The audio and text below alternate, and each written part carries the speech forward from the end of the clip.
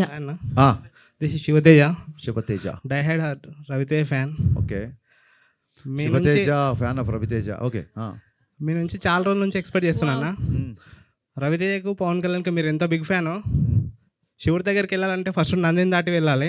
మీ దగ్గరికి రావాలంటే అదే పవన్ కళ్యాణ్ రవితేజ దగ్గరికి రావాలంటే మిమ్మల్ని దాటి వెళ్ళాలి.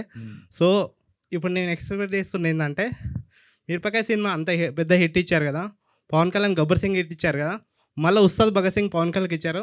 మా అన్న కోసం వెయిటింగ్. మళ్ళీ రవితేజకి ఎప్పుడు బ్లాక్ బస్టర్ ఇస్తారు మిరపకాయ లాంటిది? మా అన్న కాదు, మన అన్న.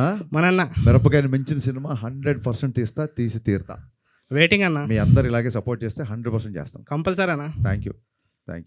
మూవీ చూసినప్పుడు, మూవీ ప్రీమియర్స్ యూఎస్లో ప్రీమియర్స్ పడినప్పుడు we are little bit disappointed because PK fans, MB fans ఉంటుంది కదా, క్లాష్ ఉంటుంది కదా. సో ఆ రోజు మ్యామ్ సారీ మ్యామ్, బట్ కుర్చీ మడత పెట్టి అనే సాంగ్ చూడంగానే మేమంతా కొద్దిగా సార్ దానికి డ్యాన్స్ చేశారు, మేమందరం కూడా సార్ దానికి ఎలా ఒప్పుకున్నారు, దాన్ని ఎంబీ ఫ్యాన్స్ కూడా కొంతమంది నెగిటివ్ చేసి చూశారు. దానికి మీరేమంటారు సార్?